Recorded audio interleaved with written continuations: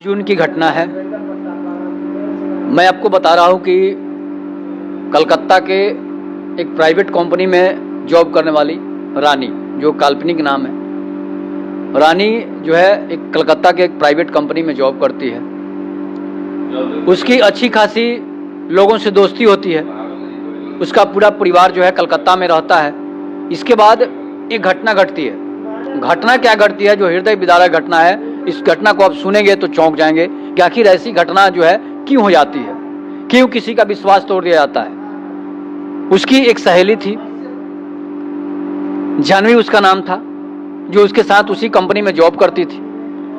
और वो लड़की उसे एक अच्छी जॉब दिलाने के लिए रमजान नाम के एक लड़के से दोस्ती कराती है। रमजान और रानी का दोस्ती जो है काफ़ी दिनों से चल रहा होता है। उसके बाद होता क्या है कि रमजान उसको रानी को कहता है कि हम तुमको दिल्ली में एक और भी बड़ी कंपनी में जॉब दिलवा देंगे। और वो रानी का विश्वास जीत लेता है। रानी का विश्वास जीतने के बाद उसे ट्रेन से कोलकाता से दिल्ली ला देता है। दिल्ली लाकर उसे पहले जो है अपने घर पर रखता है, उसके साथ गलत काम करता है। उसके बाद क्या होता है, उसे जीबी रोड ले जाता है और वो जीबी रोड ले जाकर उसे बेच देता है।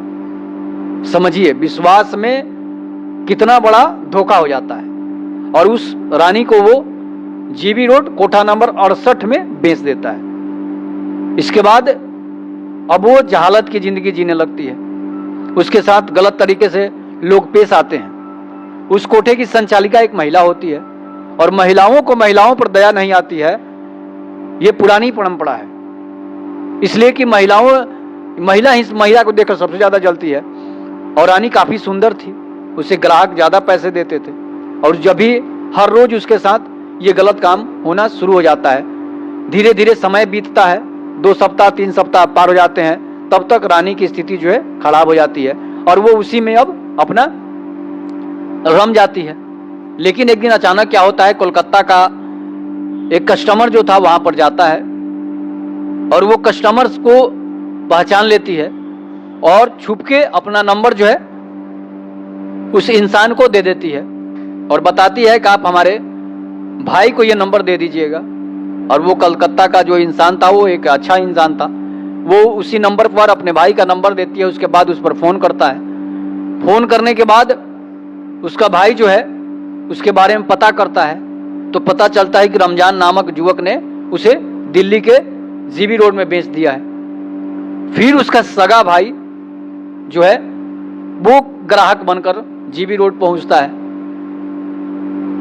तमाम महिलाओं को देखने के बाद आखिरी में उसे अपनी बहन दिखाई देती है। बहन जब दिखाई देती है तो जरूर है कि आदमी को रोना ही आएगा। उसे जो है उस तरह की समस्या होगी, दोनों रोने लगते हैं। लेकिन किसी तरह वो हिम्मत जुटाता है और वहां से बाहर निकलता है और अपनी बहन को दिलासा दिलाता है कि हम तुम्हें यहां से ले जाएंगे। और वो मात्र 40,000 रुपये में रमजान ने उसे दिल्ली के जीबी रोड में कोठा नंबर 68 पर बेच दिया था। अब उसके बाद क्या होता है, उसका भाई दिल्ली महिला आयोग को फोन करता है। दिल्ली महिला आयोग की टीम जो है इसके बाद जांच पड़ताल करती है और इसके बाद उस कोठे पर छापा मारा जाता है। और छापा मारने के बाद जो है रानी को वहां से रेस्क्यू किया जाता है और इसके बाद उस कोठे को सील कर दिया जाता है। और वहां पर जो महिला संचालिका थी उसको भी गिरफ्तार किया जाता है। गिरफ्तार करने के बाद उसे जेल में डाला जाता है और इसके बाद रानी को सकुशल उसे अपने भाई के साथ कोलकाता भेज दिया जाता है। तो ये विश्वास में धोखा कौन करता है, आप नाम से भी अंदाजा लगा सकते हैं। किसी भी महिला का दिल जीतकर, वैसे बहुत सारे ऐसे समाज में लोग हैं जो किसी महिला को बहलाकर फुसलाकर जॉब दिलाने के नाम पर जो है उसे कोठे पर बेच दिया जाता है। ये पहली कोई घटना नहीं है, ऐसी लाखों घटनाएं हैं। आप केरला स्टोरी देख लीजिए या फिर बंगाल की स्थिति देख लीजिए या दिल्ली की स्थिति देख लीजिए। वैसे बहुत सारी महिलाएं हैं, बहुत सारी बच्चियां हैं जो लोगों के विश्वास के शिकार हो जाती है और उसे ले जाकर कोठे पर बेच दिया जाता है।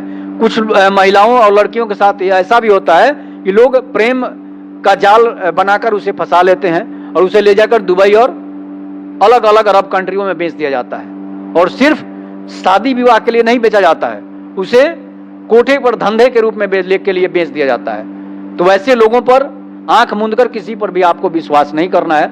अगर ये कहानी, ये सच्चाई आपको अच्छी लगी तो आप इस वीडियो को जरूर शेयर कीजिएगा, लाइक कीजिएगा और सब्सक्राइब कीजिएगा।